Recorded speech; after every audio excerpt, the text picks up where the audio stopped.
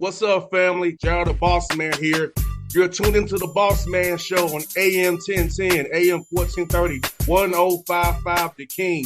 Let the King out at 105theking.com and the Bossman Show at bossmanshow.com. Hit me up on Instagram, The Bossman Show, Twitter at Bossman Show, and Facebook, Bossman Show. It's the Bossman on your radio. Listen to the Bossman Show with your host, JR, Saturdays at 9 a.m. right here on AM 1010, The King. BS3 Network, changing the way you watch TV.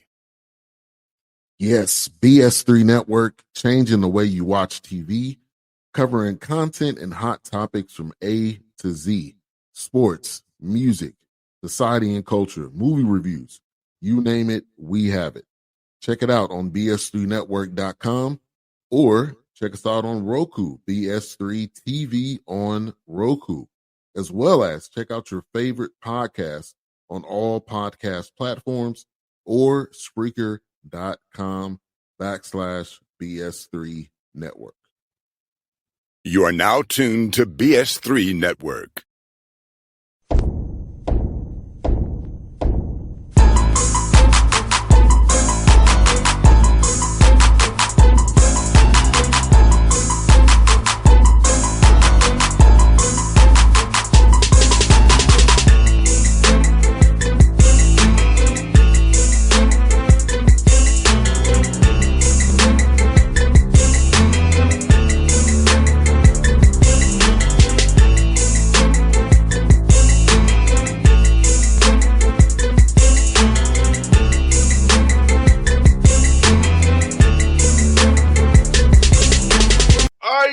Back on the Bossman Show. You see him on the screen there. Alabama State Hornets out of SWAT. Eddie Robinson's back with me on the Bossman Show.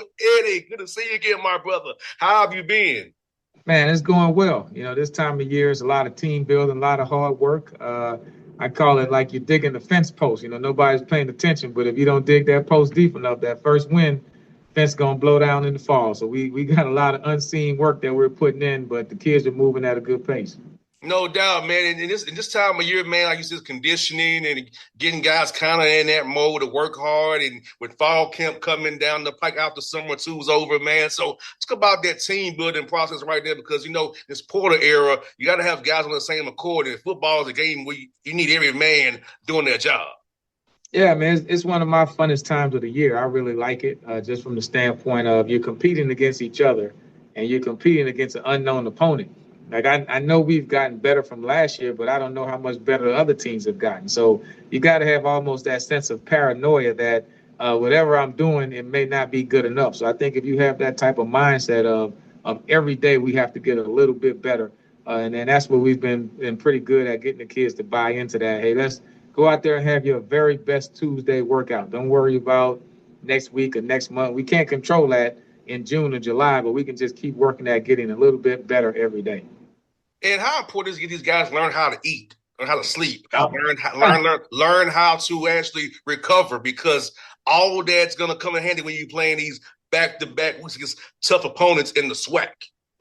Yeah, so and we talk about prehab instead of rehab. You know, so you have to get into a routine. The strength is in the routine. That's one of the things that we preach. Get into a good routine. It took me about my third year in the NFL before I had a really good routine of what time I went to bed, what time I woke up, you know, chiropractic, massage, ice.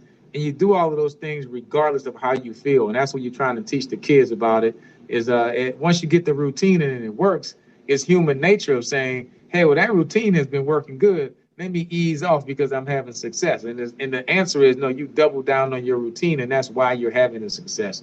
So we preach that all the time, and that goes to school, study habits, life habits, off the field, on the field. If you can get into a good routine, then you have a chance to be successful. So those are the type of things that we're preaching all the time. That's why I'm laughing when you brought that up. That was my message 2 nights ago.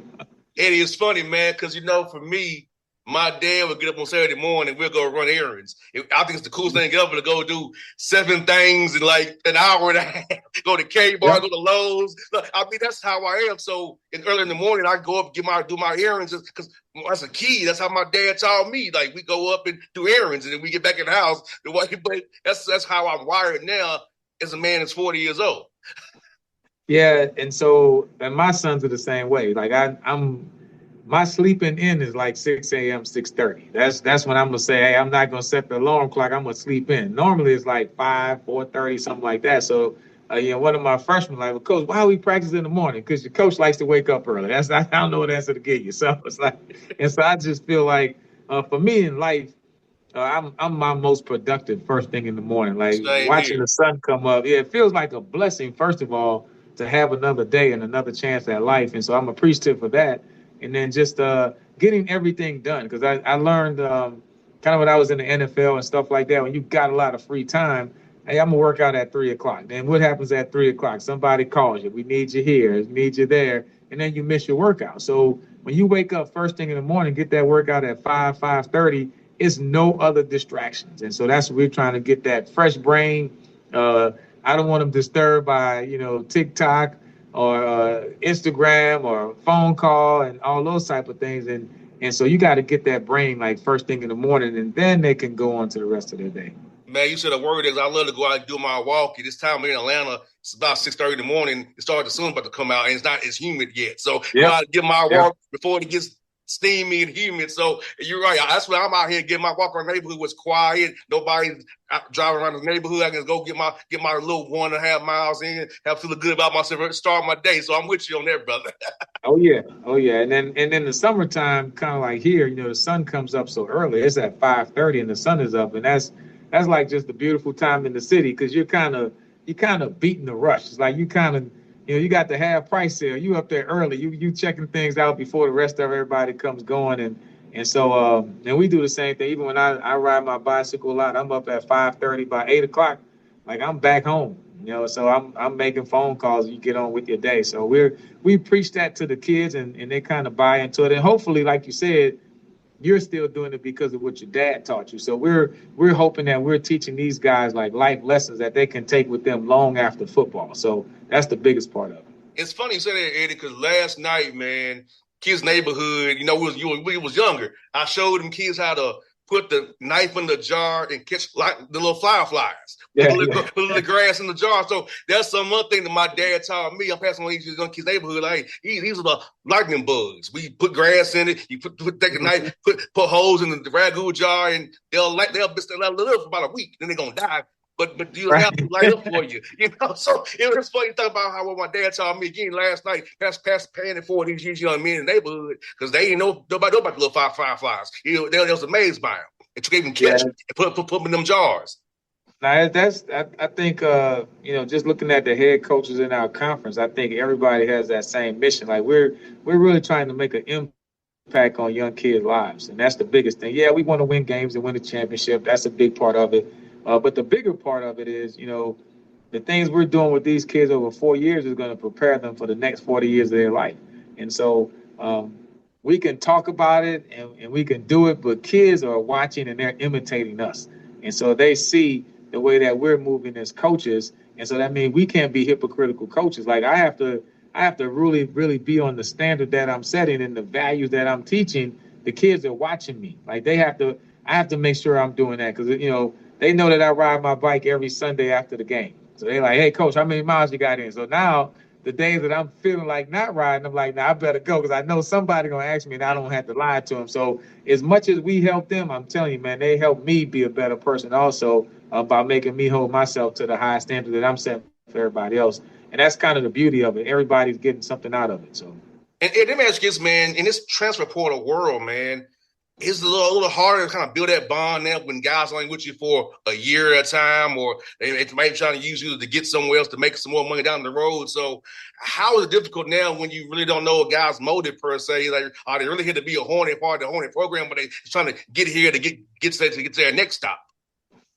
Well, that don't really bother us. I look at it, to be honest with you, the purpose of college is to get a great job. So if you can go to another university and make 3, 4, 500,000, then I shouldn't be the guy that's preventing you from doing that. And so it's my job to recruit and then develop. So the biggest thing I'm gonna do is develop you as a man first, and then the football player second. So hopefully, the fact that I'm investing in you, like Coach Eddie Robinson said, you gotta love them before you coach them. So I'm truly loving each kid and caring about the outcome of him as a person. And I've had some guys that have transferred to other universities, and they still call us to, hey, Coach, what you think? Or hey, can you help us get into the Legacy Bowl? Or hey, Coach, can I do a pro day with you guys? And so we pick up the phone and respond because we've got a connection. And I mean, that bond is built on the football field. I think when it's a guy that I've been out there and competed with, like at the NFL level, the ones that I'm really good friends with still to this day, is because we went through something at Pittsburgh when the snow was falling and the bus was running, and we had a moment together. Like, hey, we got to get through this together, So, and it's the same thing here. The guys that we go into Jackson State and I see that adversity and I see how these kids respond, and we've had a moment. We got a connection. We got a bond forever, whether you're here or somewhere else.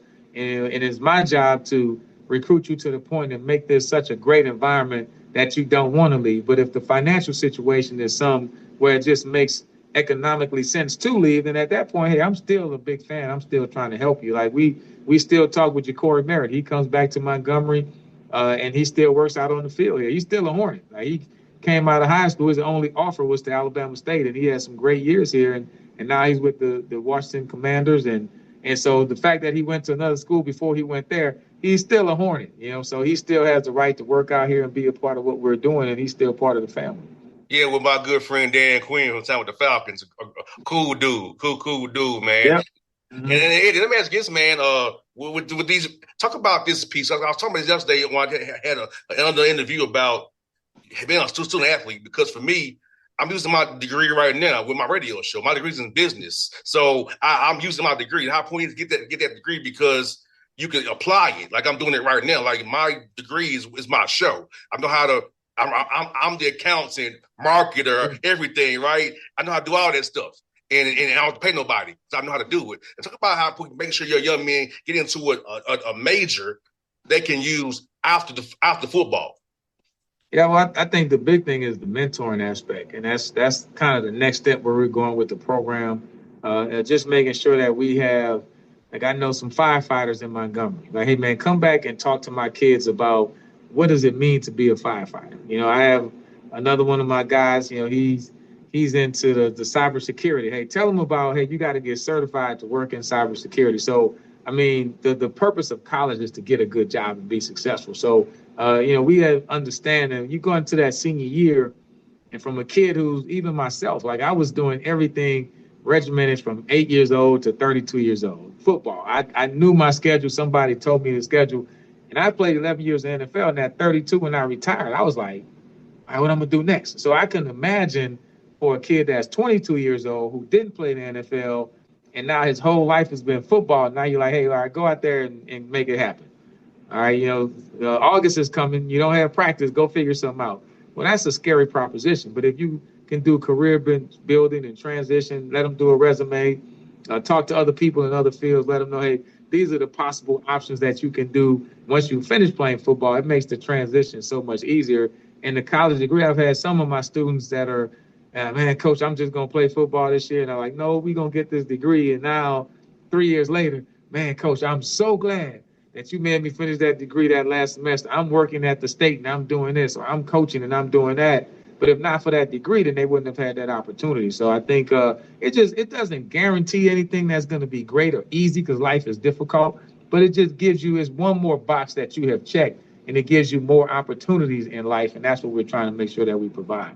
No doubt, man. It's so important. Like you said, man, and you're in the city of Montgomery, a lot of history there, a lot of things that are important to our people. So talk about how important it's been in the city of Montgomery to make sure your young men understand where they're at and the things that our ancestors did in that city to help us to get us where we are today. Yeah, man, it's a great city. I mean, the Great River region, and we're Montgomery's D1 program, and that's how we market it. They have other D1 programs in the state, but we're Montgomery's D1 program, and so that means that we're trying to cater to everybody here, and we want to give them a great football experience, great just athletic experience. But Montgomery was the birthplace of the Confederacy and also the birthplace of civil rights. So it's one of those things where you can look at both sides of it. You have the Equal Justice Institute downtown with the Legacy Museum and the Rosa Parks Museum. The home of Dr. Martin Luther King is right up the street. The march from Selma to Montgomery was a lot of students on campus that participated in that march. So we make sure that when the kids come here in August, and we'll do things, we take them to the museum every year so that they can really understand the history and the importance of the people ahead of him that are from the city of Montgomery who've done so much to help America change and to help the world change. And so, and a lot of them are still walking around. A lot of them are at our football games. A lot of them were students who are protesting and doing things, and they're willing to share their story. So whenever we can get those folks to come back and talk to the youth, instead of looking in a history book or looking online, you're looking at a person who was out there doing it when he was 18, 19, 20, just like you. And I think that's just something that's very special. And it's beautiful to still have, my father and my mother, who my mother's 75, my dad's 84. They was around when all this stuff happened. Like, my mother had to it was my mother's prom night. Dr. King got killed. They had to get a note to go to her prom. That's how crazy it was. My dad was marching the movement, but his age, he bumps over these people and tell me firsthand stories about them. So I'm lucky to have firsthand stories from my father, who's also a Black Panther too. So it's like a real Black Panther. You know what I'm saying? So I'm blessed to have that right here, two minutes from me. Go talk about it. I'll go ask anytime I want to. Now you kind of sound like me just from a history aspect.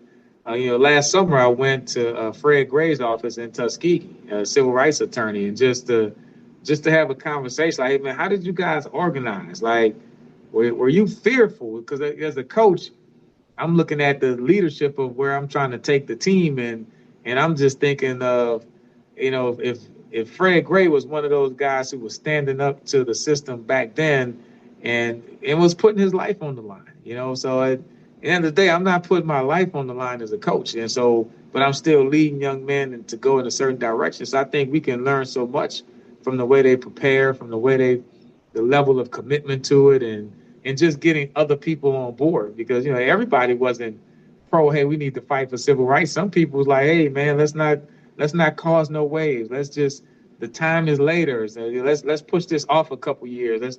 Why we got to be the ones to put up the fight right now? And so I think you gotta appreciate those people that have done that, and just and sit down and talk with them. Like, you can learn something from everybody. So I took my notes, and that conversation helped me as a coach. It just helps me in my leadership role of trying to make an impact with our young men. And at Tennessee State, he did a good job when I was there of meeting the Nashville city folks like Reverend Troy Merritt, Diane Nash, and these people who are very, very relevant in Nashville in the movement. So for me, but it was funny, they knew my dad. That's pretty cool. And they knew, I know who your dad is. It was like, so it was like that moment, like, my dad was a part of this. Like, they knew who he was. Like, nice. Yep. So for me, being able to get the firsthand knowledge of all from these people, man, and who my dad knows in coaching too, from his time coaching. So for me, Eddie, like, it's been a blessing that I got all these elders in my ear who care about me because they saw the work my dad put in when it really was butts on the line, Yeah, like literally on the line. So I think that's the part that the kids have to understand, and that's what makes it special. And I want to ask you just a few questions about the time in the NFL, man, because I had this conversation with Paul Berg, one of the Braves pitchers, about the turf for baseball, and how at the old vet, it really wasn't no cushion when he played for the Phillies. So for you guys playing at the baseball stadiums, did the dirt affect how y'all call games, whether it be on both sides of the ball, because you want to maybe blitz them on the dirt or not so much, or run away from the dirt? So how did the dirt play into y'all strategy when that was out there? Yeah, I think Three Rivers had it covered up. I know the old Cleveland Stadium had it exposed. Playing in San Diego, they had it exposed. So some teams had the turf, but then it was always a seam around the turf. Those multi-use stadiums, as we can see, they're all gone now. So they were never a really great idea. It was probably a great idea at the time, but now we realize years later, it probably wasn't a great idea.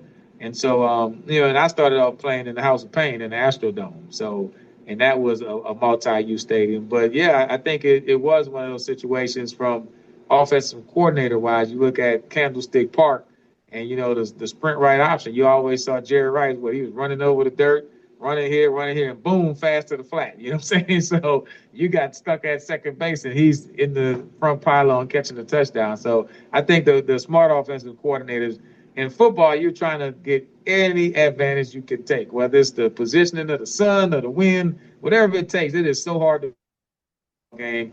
Man, you're going to take every advantage that you can to try to win that game. So. And did you have to change your cleats based on where you were on the field, or you wore the same cleat the whole game? Now you wear the same cleat the whole game, but we had now it's the molded bottom. Back then you had the screw in. So we were in the Cleveland and it was snowy and muddy, and you had to put your high heels on. So your high heels when you go to that 1 1/4 inch cleat, and then that thing was sticking out real long. So it's like, and so we had to change the cleats out on the sideline if it got muddy to go with the high heels. And I mean, you standing up there probably good, but almost 2 inches off the ground. But that's what you had to go to get grip when it was in that type of a bad condition. But it was definitely different between everything being either manicured grass, or the little sports turf that everybody has now. So it was a different era. No doubt, man. And you know what, Eddie, I have some old pictures of you when y'all played at the Tennessee TSU back in the day. Mm-hmm. Yeah. I got open. My mom showed me, say, you should tell him this. It's a picture of you and him together at training camp. Yeah.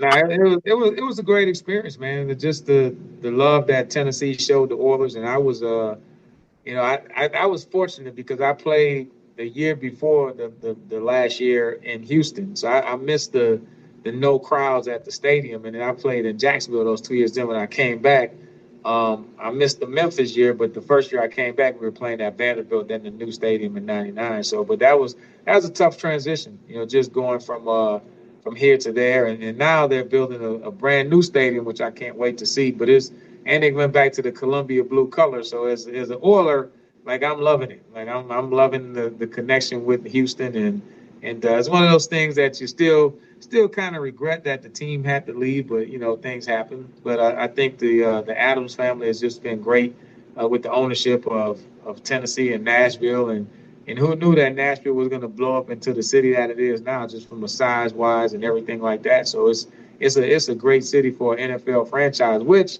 it was in doubt, some 20, 30 years ago, but now it was really a great decision. It's cool for me because Super Bowl gonna be in Nashville in 2030 and Atlanta in 2028, so I can go to Super Bowls and not worry about hotel fees. I can just go and enjoy. So I can just post up. Those hotel fees are something else. That's a big part of it. Yeah, no doubt, man. It's crazy how close that La Quinta Inn is to the stadium right there on Interstate Drive. It's like literally right there at the. Right there. Yeah, it is. And I think that's been there from when I was playing. It was like always there. So. Yeah. And then going by what the old Shoney's was right there is just a parking lot now. Like I was up there that day, and those old Shoney's right there gone. Like I used to go to. Yeah, the city has really grown up. Every time I go back to Nashville, I'm like, wow, man, this is a little bit more and a little bit more. So it's a great place to live, man. Great part of the country. Yeah, no doubt, man. I'm happy to be able to call Nashville and Atlanta both homes I can go to because Eddie, like sometimes when I don't want to go to. But sometimes when I don't want to drive 5 hours from Memphis to Atlanta, I go to my house in Nashville and sleep overnight, and then come back to Atlanta when I wake up. I'm like doing 5.5 hours, and pitch black dark all the time, after a Grizzly game. I feel you on that. That's tough. Yeah, but it is worth it, man. It's better than having a clock in, Yeah, absolutely. Eddie, man, great to catch up with you, brother. I'm wishing you all the best, man. Glad to talk about your program again, and we'll definitely talk again down the road, my brother. It was always good to chat with you, man, and best of luck to you and your team, brother.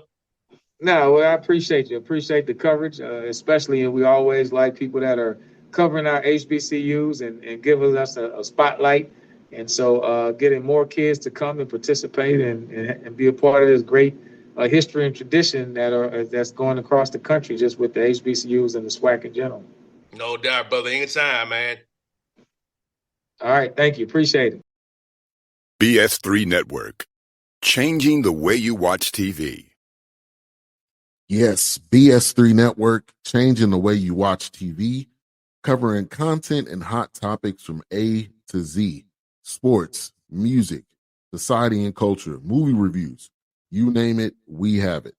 Check it out on bs3network.com or check us out on Roku, BS3 TV on Roku, as well as check out your favorite podcast on all podcast platforms or Spreaker.com/BS3 Network.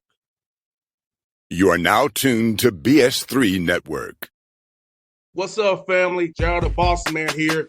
You're tuned into the Bossman Show on AM 1010, AM 1430, 1055 The King. Let the King out at 105theking.com and the Bossman Show at bossmanshow.com. Hit me up on Instagram, The Bossman Show, Twitter at Bossman Show, and Facebook, Bossman Show. It's the Bossman on your radio. Listen to The Bossman Show with your host, JR, Saturdays at 9 a.m. right here on AM 1010, The King.